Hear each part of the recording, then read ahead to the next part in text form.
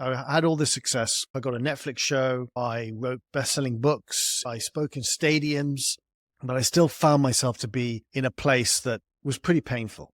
I was in my house in Hollywood and I was writing this note, and it was a suicide note. People would always say to me, "Do you believe in God?" expecting me to say yes. And I'd say, "No."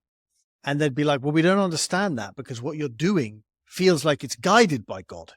In that moment, I had an epiphany. My day one podcast fans will remember that my very first podcast guest was a man by the name of Leon Logothetis, who had just returned from riding a vintage yellow motorcycle around the world, get this, relying entirely on the kindness of strangers, which means he didn't take any money with him, if you can imagine that. And every day he had to persuade someone to feed him, to put fuel in his motorcycle, and to give him a place to stay. And in return, he would offer something that they desired. And that journey became the Netflix show called The Kindness Diaries. And since then, Leon has taken a few more adventures, but his latest adventure is his most personal. Even after being on his purpose for years now, Leon occasionally felt lost, depressed, and suicidal. And he suspected that maybe it had to do with the question around God. Is God real? Is God not real? And he got this internal nudge to go on a quest to find God. And he decided to embark on that quest in India, of all places. And that journey culminated in a new documentary called The Kindness Within. And I know some people hearing this who do believe in God think, oh, it's obvious. Of course, God exists. But maybe it's not so obvious for some people. And in any case, Leon and I unpack what exactly prompted his search for God, how his relationship with that question has changed him, and what the word God even means to him now. We also dive into the creative side of the project, what it takes to make a documentary like this, what to do if you have an idea for a documentary, and we also get into those quiet spiritual nudges and why they matter. This episode starts with Leon in therapy breaking down and asking, where has God been hiding? And I'll put the timestamps below if you want to skip around. When you watch the documentary, The Kindness Within, it opens with you in your therapy session, and you're crying and breaking down. And, it seems like you're having a pretty difficult time mentally. And that's something that I think has been a recurring theme with you, even before you so-called found your purpose and abandoned the financial world for this kindness journey. So can you Can you just talk a little bit about how that has evolved with you? Because I know a lot of people out there have struggled with mental health stuff, and they imagine that, oh, as soon as, maybe as soon as I find my purpose, then that's going to kind of dissipate. What's been your experience with that, having lived your purpose for over, well over 10 years now, and yet you're still kind of asking yourself these questions that I'm assuming initiated the beginning of this most recent journey? Sure. So, for those that don't know me, I'll give a brief rundown. I used to be a broker in the city of London, and I had everything you could ever want on the outside, but on the inside, I was totally broken.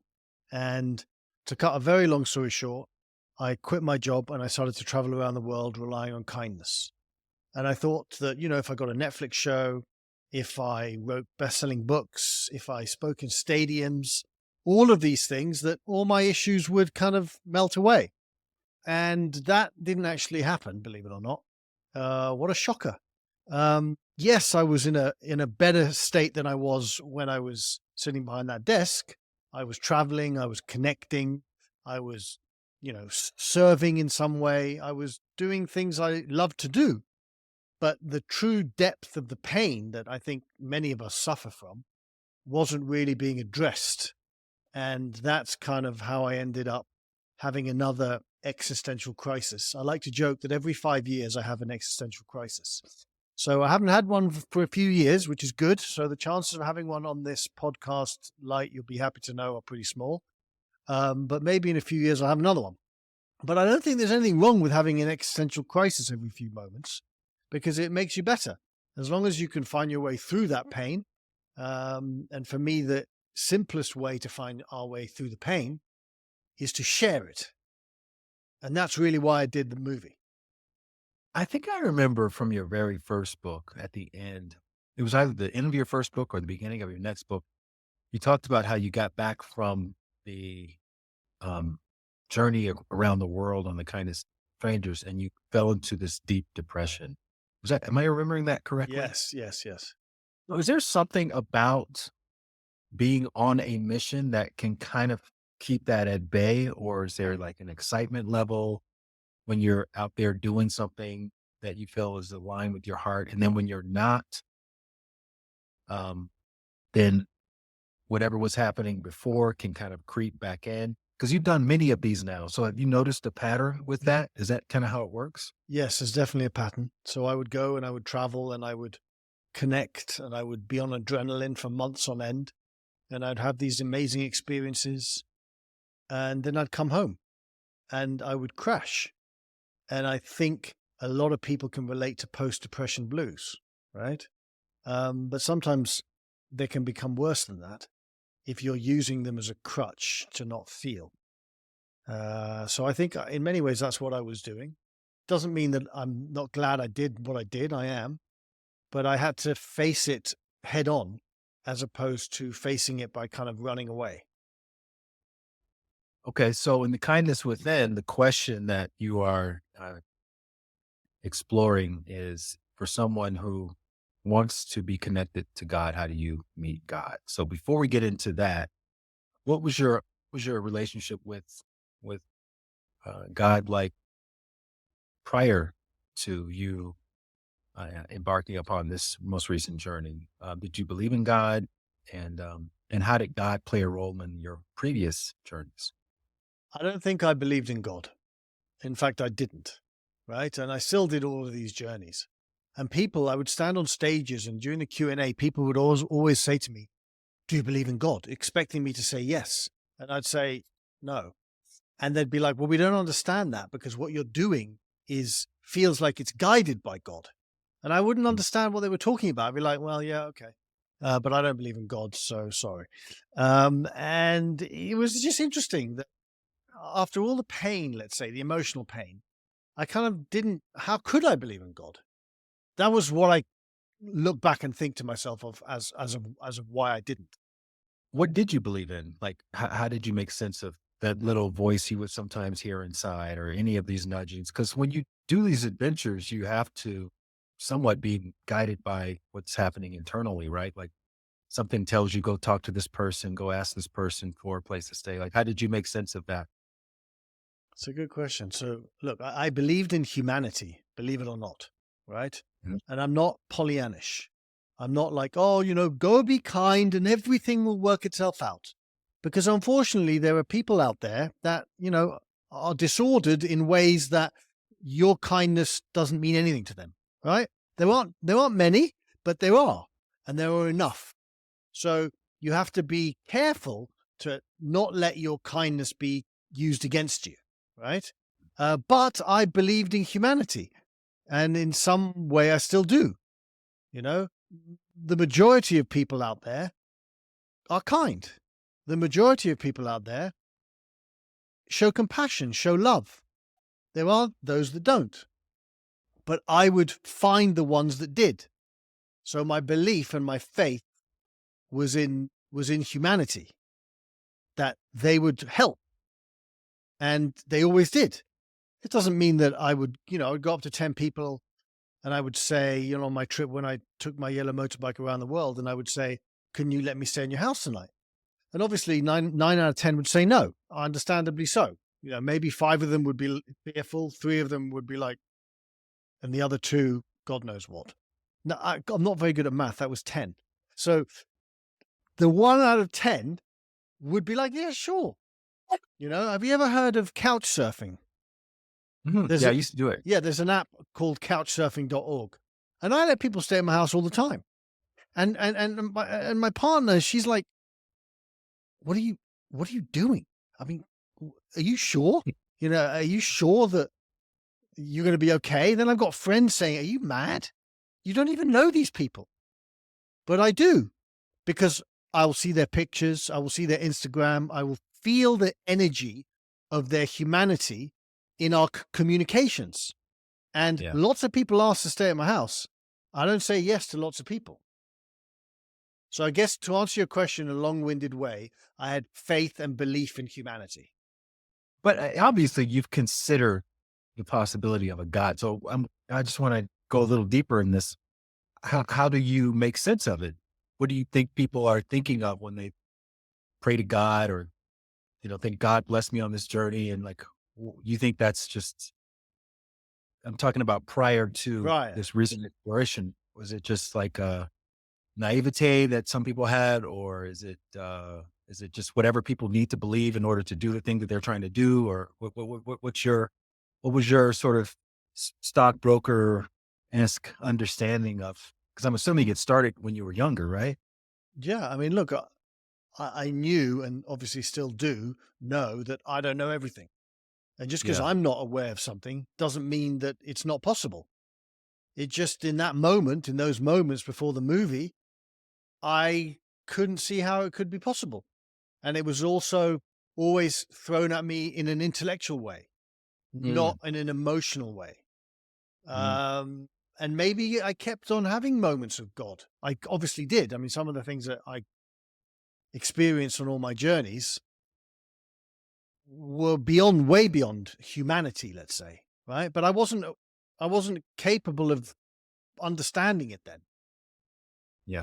So you mentioned that some people try to diminish or troll your kindness. What have over the years? I'm really curious. What would have been some of the more negative uh, responses to you and your work? I'm sure you've heard, "Oh, you're just a privileged guy," and of course, the world is all about you, and yeah, you're English, and so people accept you wherever they go, so it's easy for you to get places. You heard all of that? So I have heard when it comes to the Kindness Diaries, right, which was a show on Netflix, I have heard people sending me messages saying, "Thank you so much for saving my life." Right? Mm, And then I have also heard, "You should die. How mm, dare you go around the world mooching off people for money?" And then mhm. everything in between. And I'm like, it used to piss me off, but now I'm like, all right, what am I supposed to do? I mean, if you take the beautiful Kindness Diaries and send me a message like that, then I don't know what to say. I mean, okay, fine. All right. Hopefully I don't die, but if you want to send that message to me, then God bless you. How did you make sense of it though? Like, what was your when you finally came to terms with it? What was your did you articulate something Yes, to so yourself? this is what I realized. And again, this could be wrong, but this is what I realized. I realized that if you are living with an open heart Hmm. and you are living connected to your soul and connected to love and compassion, you send messages like, "Thank you so much, you saved my life." If the pain is so horrific and you are not connected to your heart and you live purely from your mind, it's much harder to see something so beautiful and react positively as opposed to negatively. That's the way I see it. So when you're thinking about your next journey, um, are you considering like those comments, those filters? Like, what are the haters going to say about this, and what can I do to kind of satisfy some of those kinds of concerns versus just going with what you're feeling, intuitively, and like this is what it's got to be. Look, I'm always going to go intuitively, right? Hmm. Uh, if someone wants to react negatively to what I've done, there's nothing much I can do about that. I stay true to the message. We create something that touches lives. And if it touches a life in a negative way, because you think I'm a privileged man who shouldn't have the honor of connecting with God or connecting with you or connecting with the rest of humanity, then say la vie. Okay, fine. Who am I to tell you you're wrong? Maybe you're not. I don't know. Look, it took a long time to get to this place, right? I remember when I first started reading the comments about my books and my and my shows. I'd be like literally, what is wrong with you? How can you write this? Literally. Like, but then after a while, I was like, whatever. This is the way you saw it. Fine. Okay. Hey, so a lot of you all have been reaching out with your guest suggestions. And look, I appreciate it. I do. And to help make it easier for those guests to say yes to my invitation, I need you to subscribe to this channel.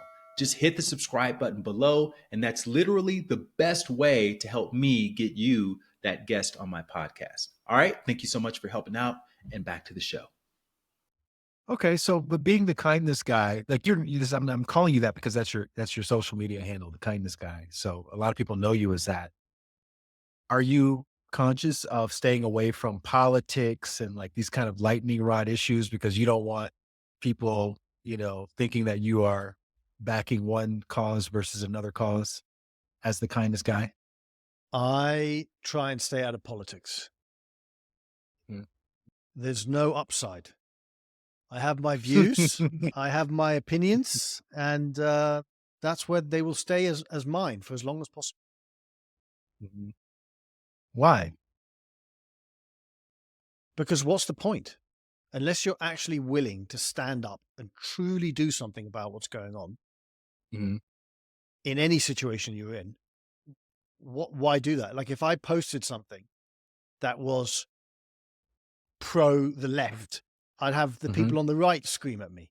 If I Mhm. posted something that was pro right, I'd have the people on the left scream at me. Like, why? I mean, they always scream at me anyway when I post happy things. So imagine what will happen if I post something that pisses half the country off. I saw, who Mr. Beast is, right? Yes. He's the most popular YouTuber out there. And I Yes. saw an interview that he did recently.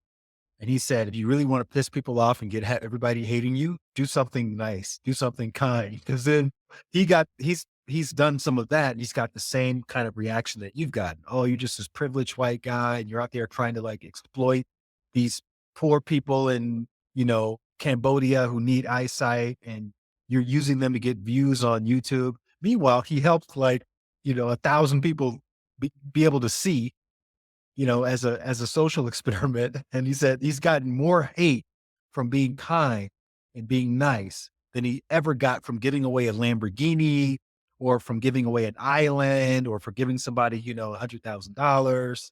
So but he keeps doing it because he feels like that's what he's here to do.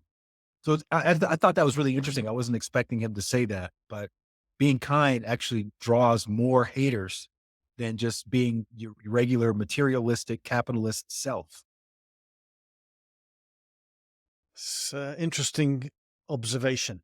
We'll leave it at that. All right. I may not be So a politician, Light, but I know how to be politically correct. yeah, sure, sure, sure. I had an experience back with when the Israel's Gaza stuff first started happening, where I kind of weighed in, almost kind of in a what I thought was a bit of a tongue in cheek way. Which I learned very quickly. I just got cooked in the comments, and so it helped me.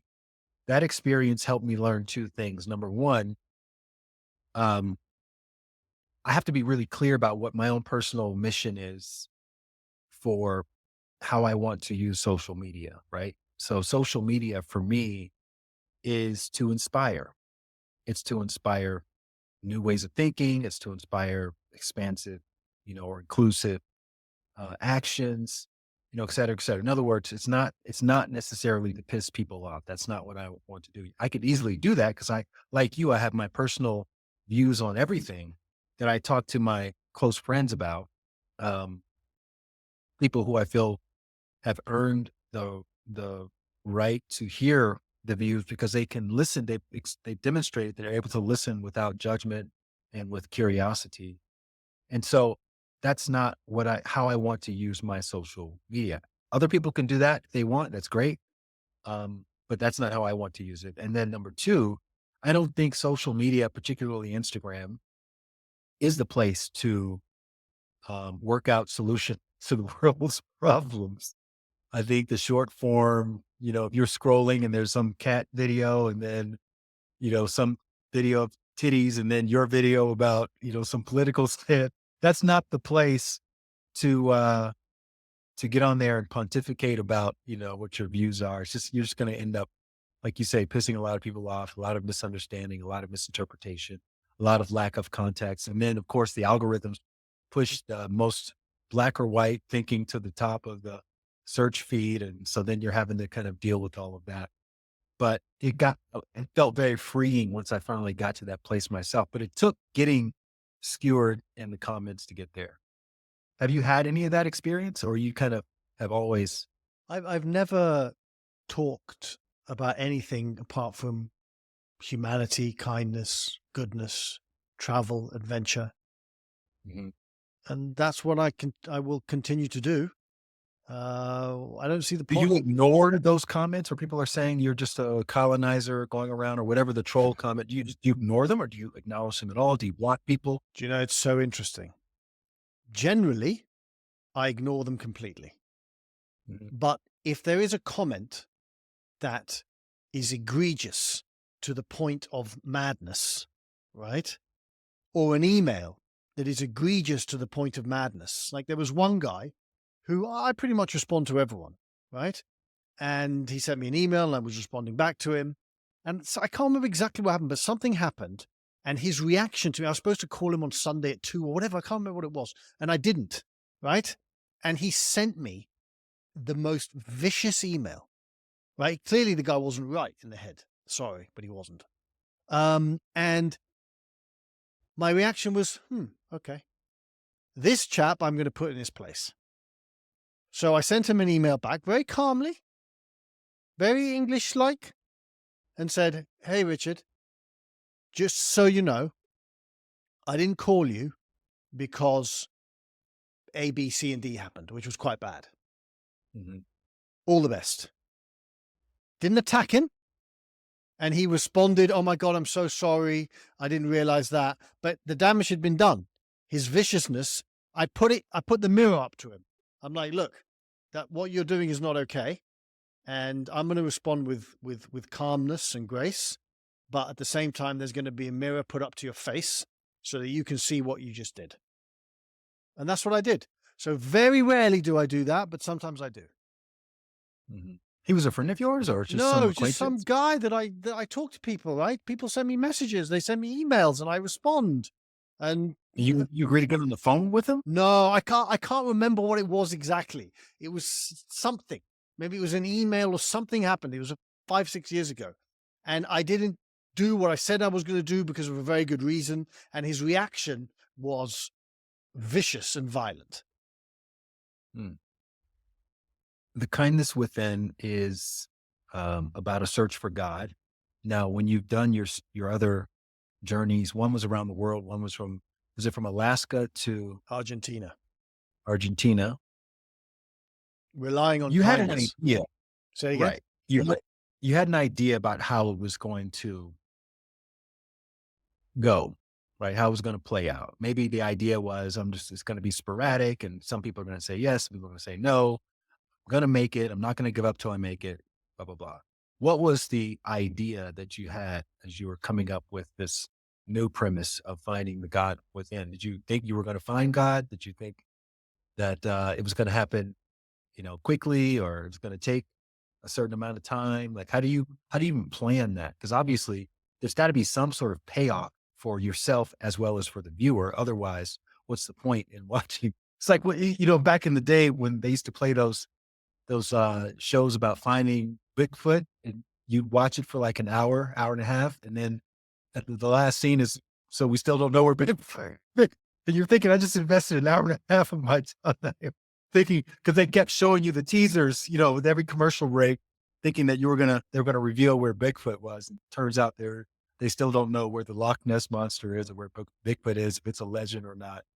Were you thinking of that model, or were you thinking I have to actually find God? And what kind of pressure does that put on you? So look, that's a great question. I had no idea if I was going to find God. And that was some of the things that we talked about with the crew. I said to them, look, I'm going to India to find God. And what happens if I don't find God? And we were like, well, we'll deal with that later. So, how did I end up doing this movie? So, as I mentioned, I had all this success, but I still found myself to be in a place that was pretty painful. I was in my house in Hollywood after all the success, and I was writing this note, and it was a suicide note. I don't think I would have acted on it, but I still wrote it. And I called my therapist instead of acting on it. He talked to me. We talked through it. It was very late at night, like 11 o'clock at night. Very randomly, he picked up the phone. The next morning, I find myself at the Mystic Bookshop on Abbot Kinney. This was before it moved to Santa Monica, and I randomly picked up the autobiography of a yogi by Paramahansa Yogananda. I'd seen that book many, many times, but I'd never picked it up. I opened it to a random page, and once I'd opened that random page, I looked at a random paragraph. And in that paragraph, he says to his soon to be guru, "If you reveal God to me, I will follow you anywhere." And in that moment, I had an epiphany. I was like, that's it. I'm going to India to find God. And I called my director and I said, let's go to India to find God. And that's literally how it happened. I know that sounds ridiculous, but that's what happened. And I want to be clear, not everyone can obviously just get up and go to India to find God, right? And also I realized you don't have to go to India to find God, right? But I had to go to India to realize that you don't have to go to India to find God. And everyone's first step is different. My first step was to go to India to find God. Your first step may be to go to the bookshop and find a book about depression. Or it may be to pick up the phone and call a friend and say, I'm in trouble. Can you come over and chat? Everyone's first step is different. But that first step leads to something magical pretty much all the time. And for me, it led to this podcast with you. Had I not walked into that bookshop, had I not read that line, "If you reveal God to me, I will follow you anywhere," you and I wouldn't be talking about this. Right. As someone who's written books, you've written multiple books, right? I've written multiple books. You start to see the world through books. But you think to yourself, that would be a good book. This experience that I'm having would make a good book. Or that you hear somebody telling you a story and you may give them advice. Hey, you should write a book about that. That's great. That would be very helpful for people.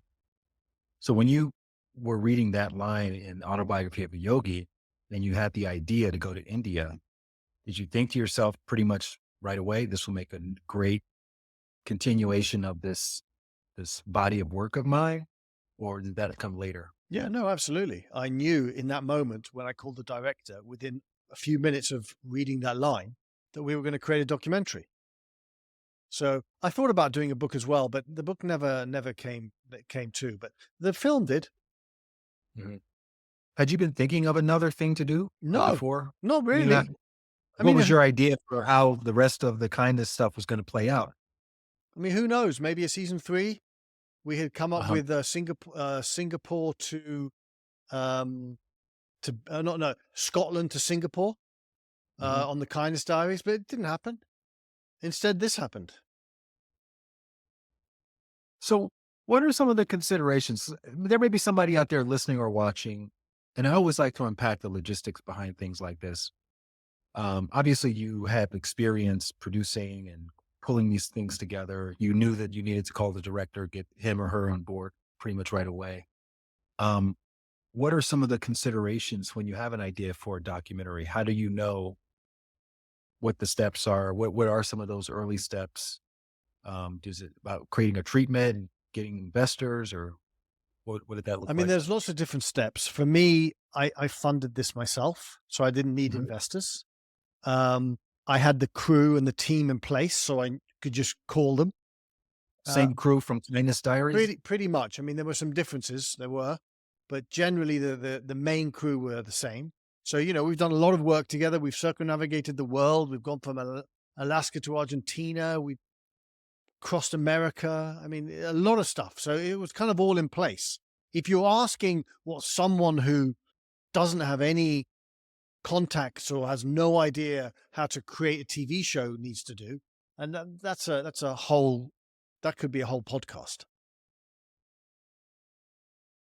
But is it possible? Kids, I mean, obviously it's possible, but is it something that if you don't have those connections, if you haven't, you don't have a crew that's kind of standing by waiting for the bat signal, is that something that, let's say, someone approached you and said, Leon, I've got an idea for a documentary. I want to find out about reincarnation.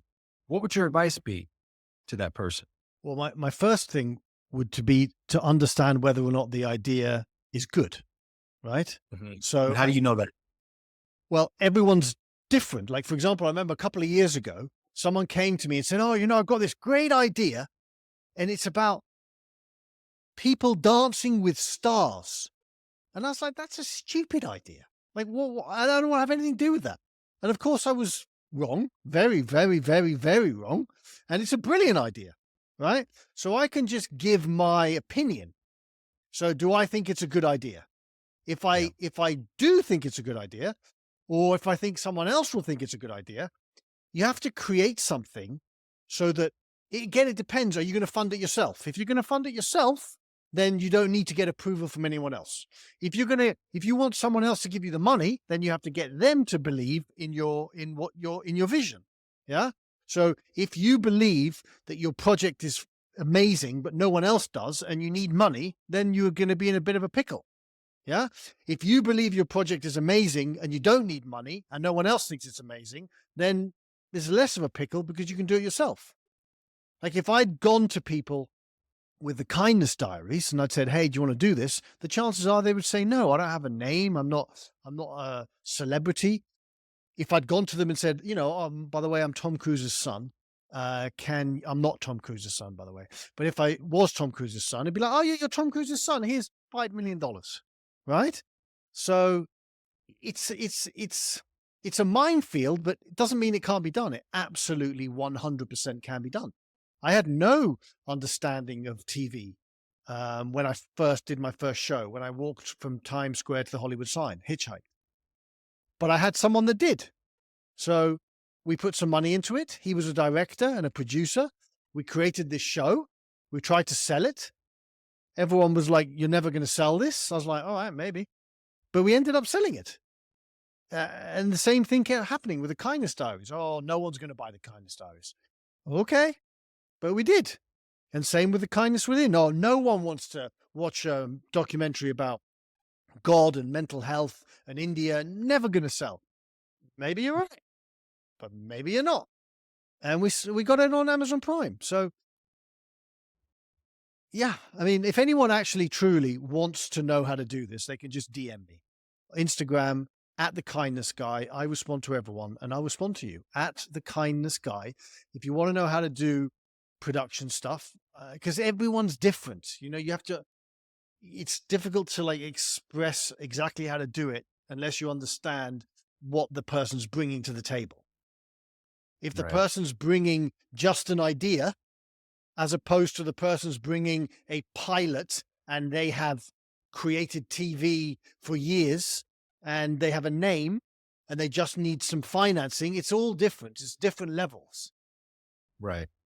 But there are some principles in this. And I would say that as someone who's, created things and you've created things, and you talked about this in our very first podcast, the importance of being able to enroll people into your vision. I think that's that principle. You have to have that no matter what you're trying to do. Whether Yes. you have the money, don't have the money, you have to be able to sell people. And that sounds like a, little weird using the word sell, but that's what it is. You have to sell people on your vision. No, you said you learned that like on the go while you were trying, when you first started, making your way across America, you had to learn that when you would approach people, how to get people enrolled in your vision.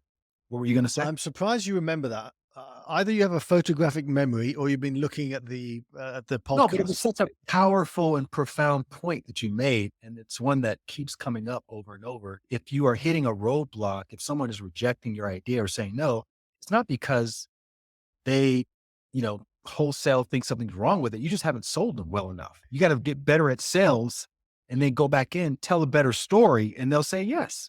So that brings me to Times Square, the first trip I ever did. I was Yeah. in Times Square and I was trying to get someone to help me get out of New York City on my way to the Hollywood sign. And no one would help me. I had been there for hours. No one would help. And I remember meeting Dom and Dominica Fox, right? I never forget their names. Dominica was how do we say this? A lady of the night. And Dom was her business agent, right? Okay. Right. And he said to me, he said, Leon, you have to have a story. What's your story? When you figure out your story, you'll get to the Hollywood sign. And I never forgot that. And thankfully, he told me that on day one. What's your story, Leon?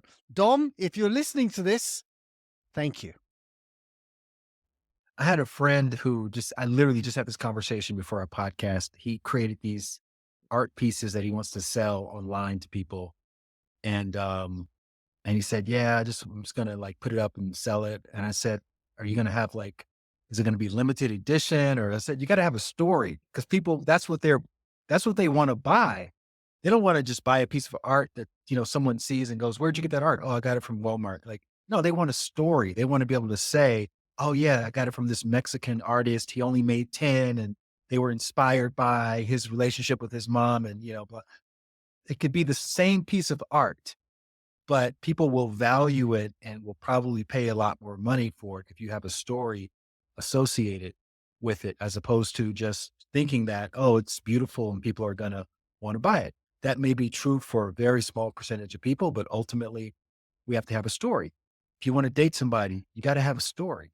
If you want to get married, you got to have a story. Like there's no area of life where having a story, having a reason, having a why, having a purpose, having a mission is not going to benefit you in some way. Going back to you getting those initial rejections for the Kindness Diaries, the different iterations, what were some of the reasons why people said it wasn't going to work? Because people don't want to watch anything about kindness. They don't care. But you see, what we did with the Kindness Diaries, even though it was called the Kindness Diaries, it wasn't necessarily about kindness. It was about some crazy Englishman that quit his job and went and traveled around the world relying on kindness and had all these crazy adventures and gave life-changing gifts along with a crew to unsuspecting Good Samaritans. It was like a backdoor kindness, even though it was called the Kindness Diaries. I get it, but it wasn't like we weren't preaching. We were just having an adventure. We were just being.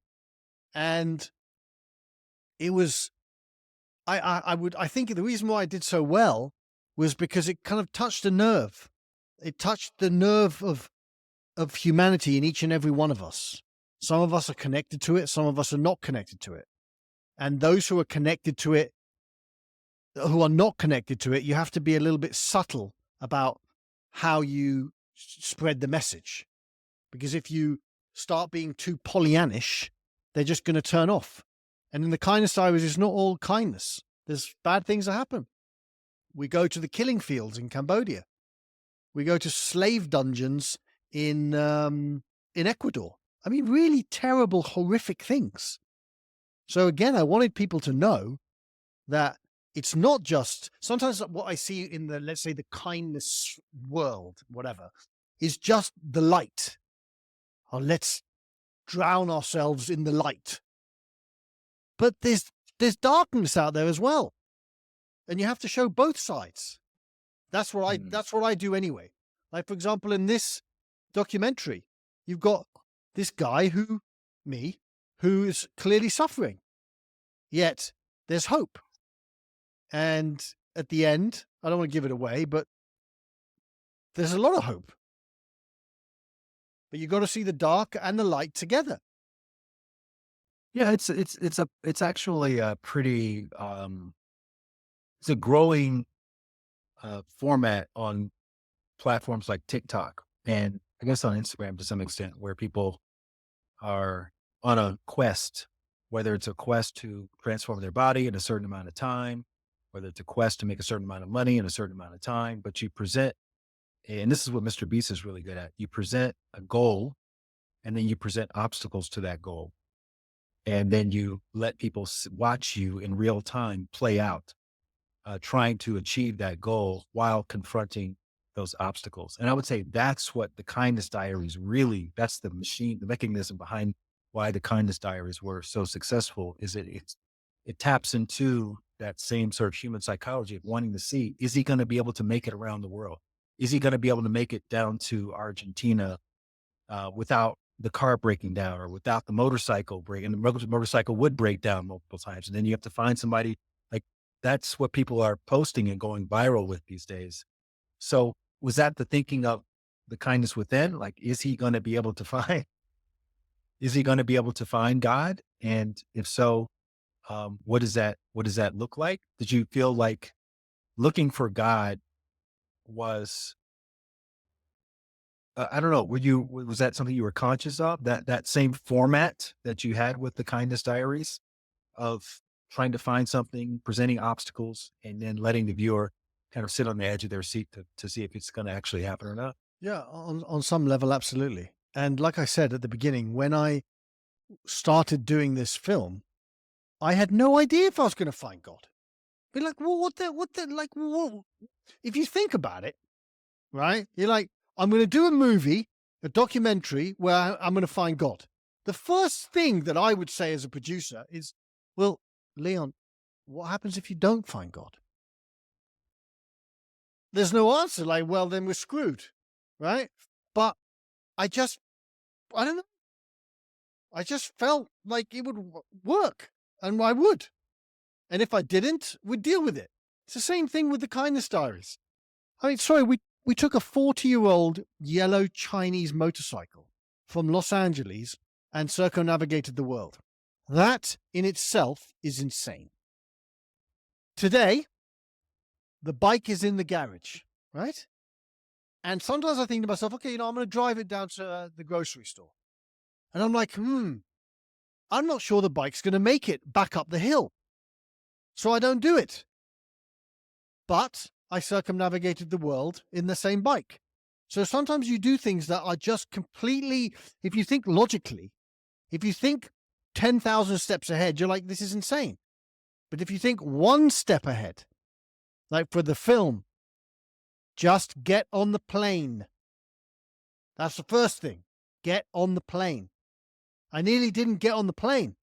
I mean, this isn't in the movie, but I was stopped and they wanted to do like, not a strip search. Obviously that's an exaggeration, but they wanted to do a bit of an invasive search. And I was getting angry. And then I saw out of the corner of my eye, the crew, and the guy looked at me, the director looked at me, and I felt him saying, don't mess this up. Just let this happen. So I let it happen. I got on the plane. But that was the first win, get on the plane. The second win, get to the hotel when you've arrived, etc., etc., etc. So just do it one step at a time, one step at a time. If I'd known the pain that doing this documentary would have caused, I probably wouldn't have done it. So I can only think one step ahead, just one. I mean, you could probably say that about any of your projects. They're all very involved with a lot of moving parts, a lot of uncertainty. But that's kind of the point, right? That's what makes it compelling, is that there is so much uncertainty. I'll tell you another quick story. We were in the office in Los Angeles discussing the circumnavigation of the world. In order to get the bike into different countries, you need a thing called a carnet, which is a passport for the bike. So we got the carnet for everywhere. And then when we got to, we were in the office, we got to Vietnam, Thailand, and Cambodia. And we realized that they didn't accept carnets. And they would not accept the bike. And we were in LA and we made the following decision. We were like, let's worry about that when we get there. Right? So we get to Thailand. And they won't let the bike in. And we're, first of all, shocked, which we shouldn't have been because we knew. But we did everything in our power. That's actually in my book. We did everything in our power to get the bike into Thailand. So we did. Then we got into Cambodia. And the moment the bike got into Cambodia, they confiscated it. So we had to do everything in our power to get the bike out of Cambodia, which we did. And then in Vietnam, it took us 10 days to get the bike out. If we'd thought about all of this before we were doing it, we would never have done it. Sometimes you just have to go for it. But that's also a part of the story, right? Like part of the reason why you were able to get the bike through is because you were able to tell that story to certain people who then believed in your vision enough to help you to take certain steps that would help you get to the next way station. But yeah, you would never know when that was going to happen along the journey. So you just kind of have to put your faith into something and take that next step. And you have to connect with other people, Mhm. because if there's no connection, they're not going to help you. So you have to have a story, and you have to connect to their humanity. You have to speak to their heart. I remember I was in Thailand, and there was this poor Thai border guard who was just doing his job. And I was in the main office, and I got on my knees and I held him by his ankles and I begged him. I was like, look, please help me. We need to get this bike. And I said a lot of other things, which I'm not going to share on the podcast. But in the end, he helped us, right? He enabled us to get the bike through. So sometimes you just have to improvise. But as long as you improvise with your heart and you connect to another human being, the chances are you will get what you need. Of course, there are some times where you can't, right? I mean, government officials often are just machines. And if they've been told to do something, they're not going to change their minds. And you have to be aware of that too, right? And you have to deal with that. So there's all these things that travel, whether it be to India, whether it be to South America, wherever it may be. You just have to learn how to deal with people. If you had to articulate how to speak to someone's heart, what would the steps of that look like? That's a great You've done question. that a lot. Yeah. Look, first of all, find something that you have in common. Okay. So, I mean, obviously, I've known you for many years, right? But I sense that you like travel. I mean, it's a bit unfair because I know you like travel, right? So let's say I didn't know, but you'd mentioned travel. I like travel. So I would start talking to you about travel, and we would start connecting from our hearts. We would start connecting from a place of commonality. And you would talk about your amazing travels. I would talk about my travels. Something that you did say, assuming I didn't know you, was you said you wrote a book. You've written books. So I would go there. I would start talking to you about your books. I'm like, oh, that's cool. What book did you write? And you'd tell me, right? You'd tell me one of your books is about bliss. And I'd be like, oh, I've always been chasing my bliss. How do I do that? And already we are no longer talking up here, right? We're no longer talking in our minds. We're talking in our hearts. There is always something to connect with another human being about. And when you do connect, you are generally connecting from the heart. Do you know who Mike Posner is? Yes, he's the guy that walked across America, right? And he's a musician. Yeah, I heard him on an interview. He said something. He said he learned how to go pretty deeply with people pretty quickly by asking this one question. If I were to pray for you today, what's something that I could pray for? That's a great way of doing And it. then people would open up. So I think to add to what you said was just curiosity. Yes. Maybe speak a little bit less about you and your journey and ask questions about other people's journey and then connect from whatever they say. Offering sincere compliments, not flattery, but like finding something that maybe a lot of people don't appreciate about this person, maybe something you witnessed and giving voice to that. I think those two ways are really good ways of connecting with someone's heart.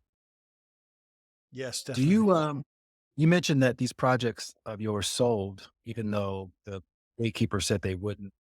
Do they typically, you don't have to tell me numbers, but do they pay for themselves when you do these things? Like after you spend all the money and you put it all together, and it eventually does sell? Does it usually sell for enough to pay for all the production Most of costs? them do, some of them have not. Some of Yeah. them may pay themselves off because of a speech. or because of some ancillary thing, right? Yeah. Yeah. Yeah. Like, how do you know? I'm wondering, how do you know how big of a budget to, how much of your own money to put into these things? Because you get a lot of people saying, don't bet the farm on something that, most people are saying is not going to work out. In case someone does want to mortgage their house or, refinance something, to follow their heart and to see this thing through, thinking that, hey, I know people are saying it's not going to sell, but I really feel like, it's going to pay off in some way. How do Sometimes you you've know got how to much? do what you've got to do, and Yeah. you get to decide when that is. Like, I would have bankrupted myself for this movie to be on Amazon, to be on a major streamer. I Wow. would Are you have. I saying that didn't. though? I didn't. Or I you mean, didn't. I didn't, right? But I would have, because I was so deep in it. And I'm not saying that's clever. Obviously, the cleverest thing to do is to, I don't know, find an HBO Max, give them an idea for a show, and they're like, all right, then we love you. Here's $5 million. I mean, that's obviously the best case scenario, but that's never happened to me, unfortunately. And it may happen to you, and if it does, God bless you. But there are other ways to do it. Vegas, and you don't bet more than you could lose, maybe you have Yeah, a certain amount. yeah, You think, "Oh, if I yeah. lost this, I could still get my life back together."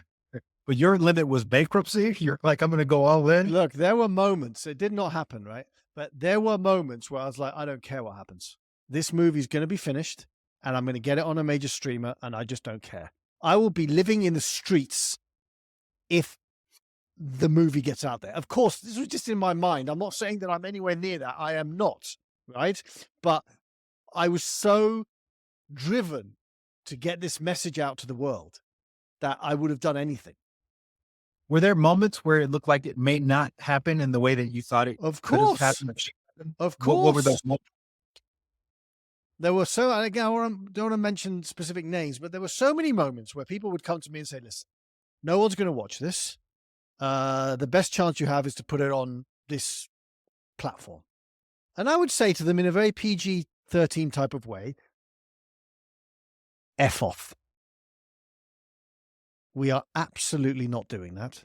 We are not stopping until this is on a major streamer where people get to watch it and people get to be inspired. And they kept on coming back, well, you got to live in reality. We're not so sure it's going to happen. Did you not hear what I just said to you?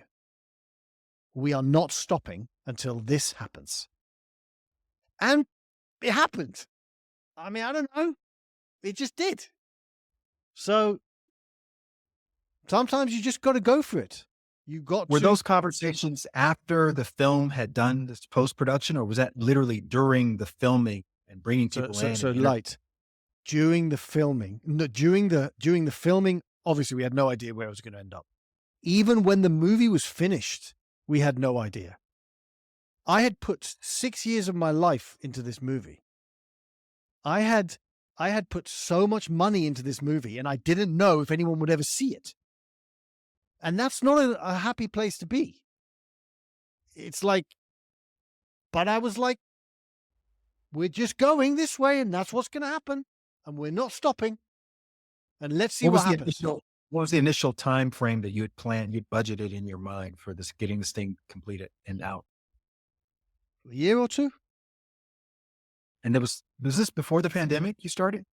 The actual movie was 2019, that it was filmed in 2019.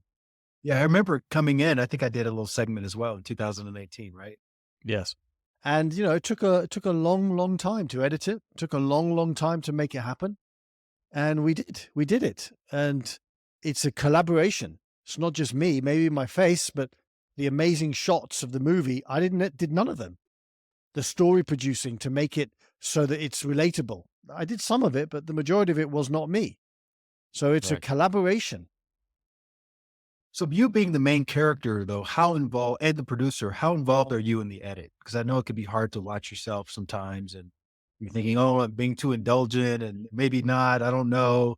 Or did you just say, "Hey, just do it," and I'll just live with whatever decisions you guys make? No, I did not do that. I will not. I will not live with whatever decisions they make. That will never happen. If I'm in control, if I'm not, and I'm working for someone, do whatever you want, right? Right. But look, I'm not an editor. I'm not a story producer. I don't know how to do that stuff. They do. So I hire people who know what they're doing. They'll send me a cut. I'll give them my notes. Then they'll send me another cut. Then I'll give them my notes again. And then we'll go back and forth for years. And finally, we'll figure it out. And this is what we end up with, the movie that's on Prime. That's it. But it was a very, very difficult process. And, the movie's about God. We talk to Muslims. We go to temples. We talk to Hindus. We talk to Christians. Like all of the religions, even though it's not a religious movie. So you can imagine, we went to the Golden Temple in Amritsar. The Sikhs, you can imagine there is a massive scale of potential for pissing a lot of people off, right? So what I made sure was we didn't take sides. It wasn't about taking sides. I sat with a Christian pastor and his wife near Dharamshala in the beautiful church with the fog. Remember that scene? And they were telling me the Bible is the only way to God. Who am I to say that's wrong? For them, it was. It was clearly. For me, it wasn't. But for them, it was. Right? So the same thing with the Muslims were saying something different. The Buddhists were saying there is no God. But what I realized was that you can't explain God. God is a feeling.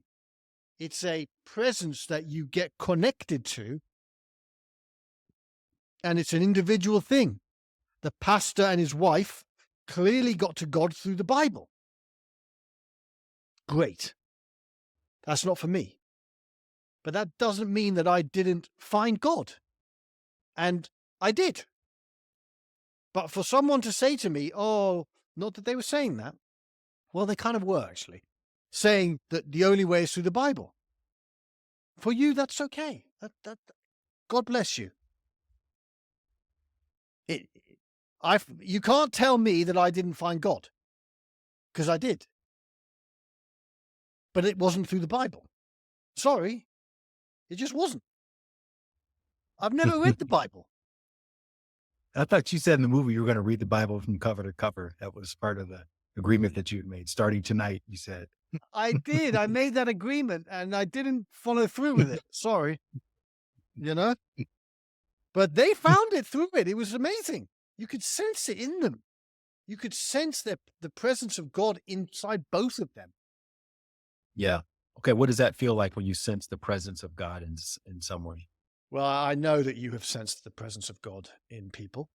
And it's a beautiful thing because there's a pureness and a love and a compassion and a wisdom that is beyond anything a mere mortal could create.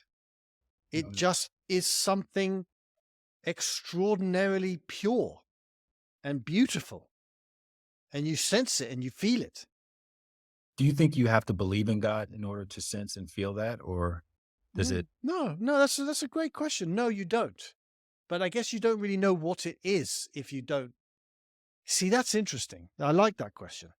Because at the beginning, I said to you that I didn't believe in God when I was doing the Kindness Diaries. But people would come up to me at all the speeches and say, well, obviously you believe in God because God was guiding you. Yeah. But I had those experiences, but I didn't know what they were. I think it's a fascinating question. I think people would assume that I believe in God. I wouldn't say that's necessarily true or false. I think that's a question that I kind of live with on a daily basis. I am a big believer that we should and could obviously curate whatever beliefs empower us the most. And so for me, the belief in God, I find it empowers me, oddly enough, because I feel that God is acting through me. It's not like God is the white man with the beard, in the clouds, and I have to appeal to him and his judgment and all this. I feel like God is acting out through me, through you, through everyone that we come across. And so that belief for me, it makes me feel, it brings more of a more weight to the things that I do, things that I say, and the way that I interpret other people's actions and behaviors. So that works for me, but I don't think everybody necessarily has to have that same understanding in this sort of higher intelligence.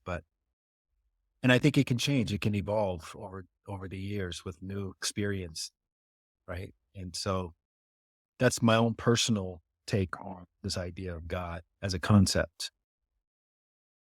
And if that's what helps you and what is your truth, then great. Great. I know you. I've known you for a long, long time, right? And I sense God in you, whatever that means. Doesn't matter. I sense it. And so do you. You know, you look at yourself Mhm. in the mirror, you live your life, you have your experiences. Hey, really quickly, if you like this content or if you don't like it, let me know down in the comments because your likes and comments are going to help me learn what you want more of. And then that way, I can keep bringing you the good stuff. All right. Thanks so much for your feedback and back to the show. So you've been all over the world. I know from just you personally, I know you've been to India several times and you traveled through India on the Kindness Diaries. Why did you choose India? Why? And I've been to India several times as well, but I'm curious to hear your reasoning behind choosing India for this quest for God. Because one could also argue God is everywhere. Well, he's not just in India. Of Why go course, to India? that's the whole point. Like, I don't want to give away the movie, but yes, God is everywhere, right? God is here between me and you right now in this very moment.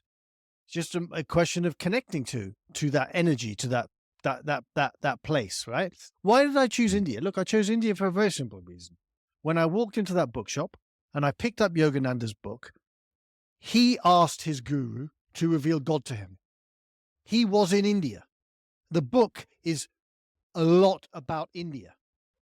Right. So I wanted to follow in Yogananda's footsteps and find God in a similar way that he did. Okay, I'm not comparing myself to Yogananda by any stretch, but he went out into India and found God. So I wanted to do the same. And of course, realized that you don't have to go to India to find God. But I had to go to India to realize that.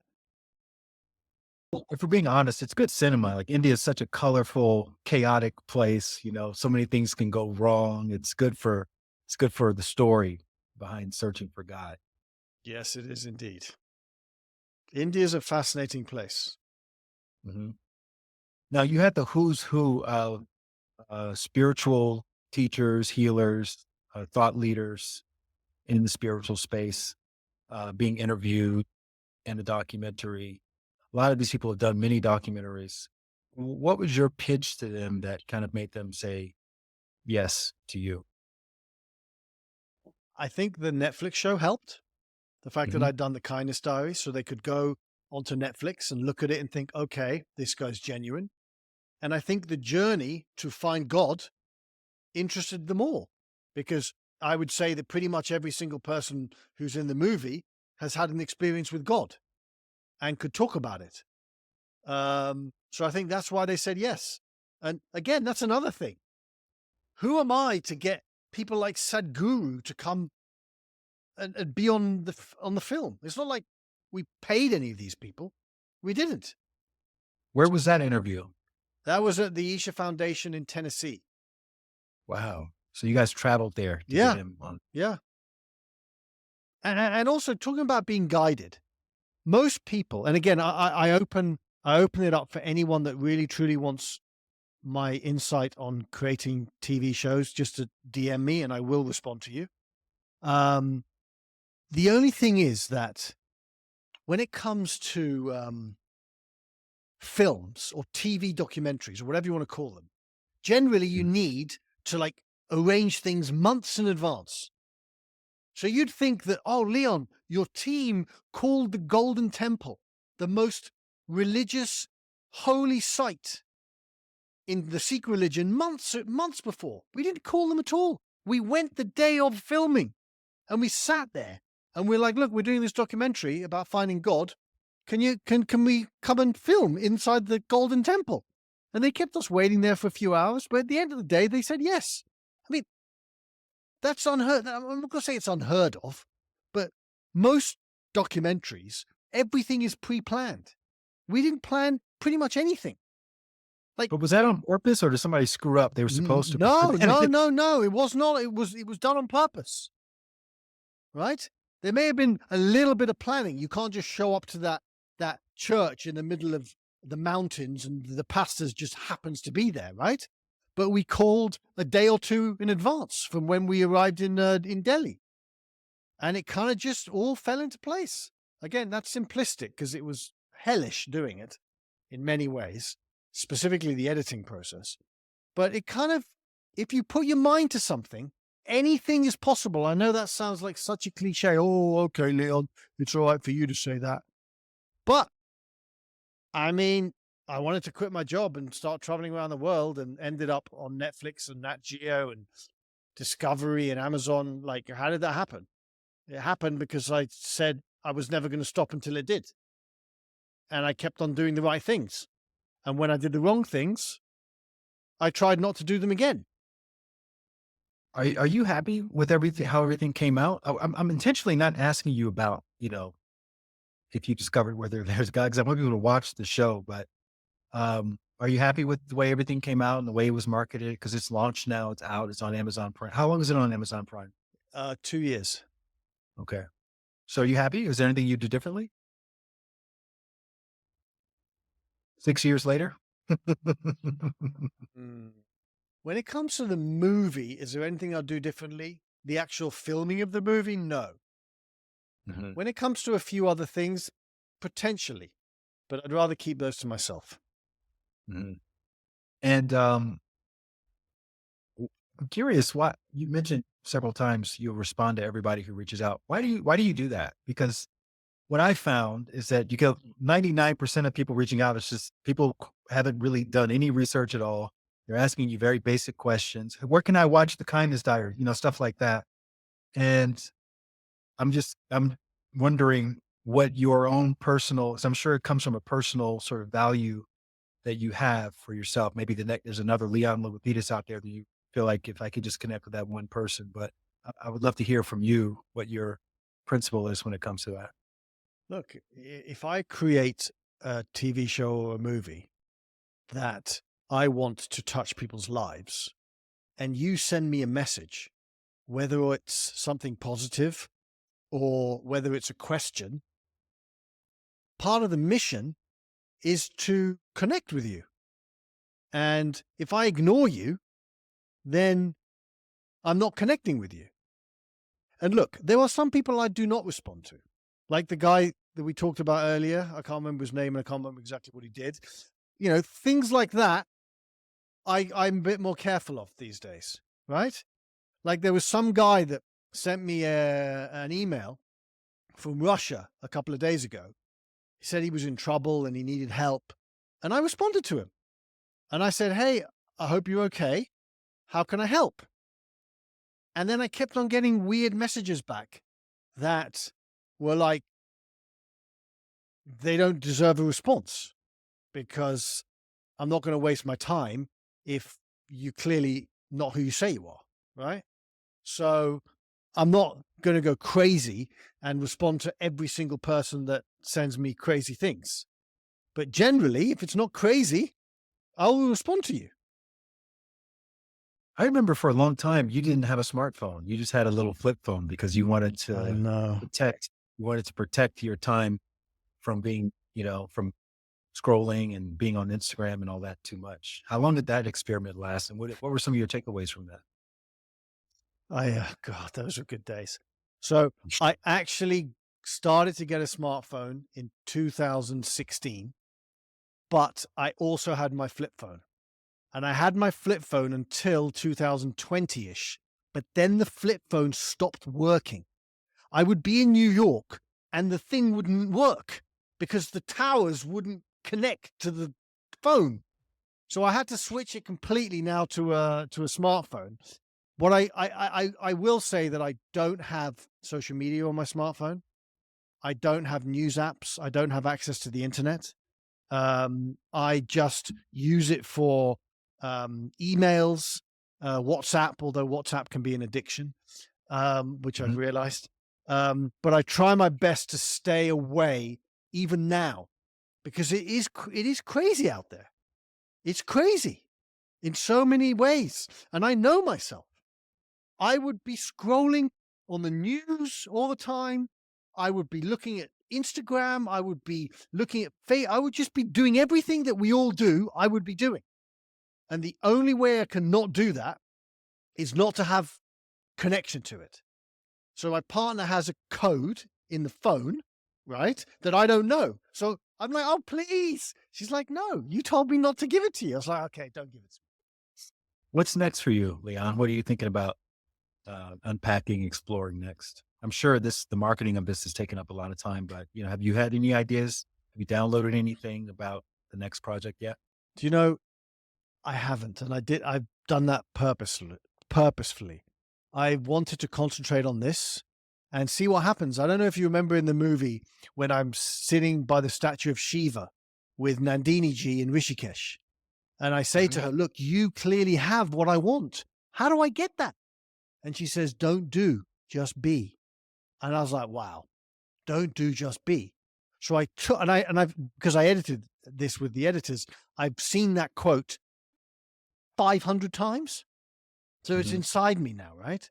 And I'm trying to do that to the best of my ability. Don't do, just be. When the movie is finished, the marketing is finished, we'll see what happens. I don't know. I don't know what's going to happen. Is there a length of time that you will be devoted to marketing of the film? Like traditionally, how long do people market a film that's going to be on streaming for 2 years? So the movie came on February 21st, Okay. and it's Mental Health Month in May. So Mhm. we're going to go all the way through May, and then we'll let things go as they go. Beautiful. And if someone's watching this, what's the best way they can support you on the movie other than streaming it, of course? Watch it, share it with people who you think need it. Um, review it, please. Please don't give me a crappy review, though. If you really want to, then God bless you. And you can contact me at the Kindness Guy on Instagram, and as long as it's not a crazy message, I will respond. So we both have books on Amazon and things like that. And it's funny when you get these 1-star reviews and you go, oh my God, what? And you look at it and it's like, the book arrived with a mark on it. What star? It's like, that has nothing to do with me. That's all happening in the shipping. Why are you giving me a 1-star? Are you seeing any of that in the reviews? I haven't looked at I the have not reviews. seen any 1-star reviews yet, but they're coming. They'll come for sure. Yeah. A direct TV, the signal didn't work. 1-star or the Exactly. man, it was a pleasure having you back on and chatting with you. You mentioned sharing this with a friend who may need this. Who's the audience? When you were creating this, who was the avatar you were thinking of when you were putting this together in the narrative? People who needed hope, Mm, people who needed to know that there is another way to live. mhm, And that's why I shared my pain so vulnerably. Because if mm. I can do it, then maybe you can too. Couldn't have said it better. That's a great place to end, man. Thank you so much. No worries. Thank you again. Thank you so much for watching. Just FYI, we post a new video almost every day, so make sure you comment and subscribe. And if you ever want to explore more, you can find playlists of all my podcasts, plot twists, and spiritual perspective videos linked in the description below. If you want to go even deeper, I've written several books on spirituality, happiness, and personal growth, and you can also book a one-on-one consultation directly with me. All of the details are in the description below. And if you enjoyed this video, I think you're really going to like this one as well.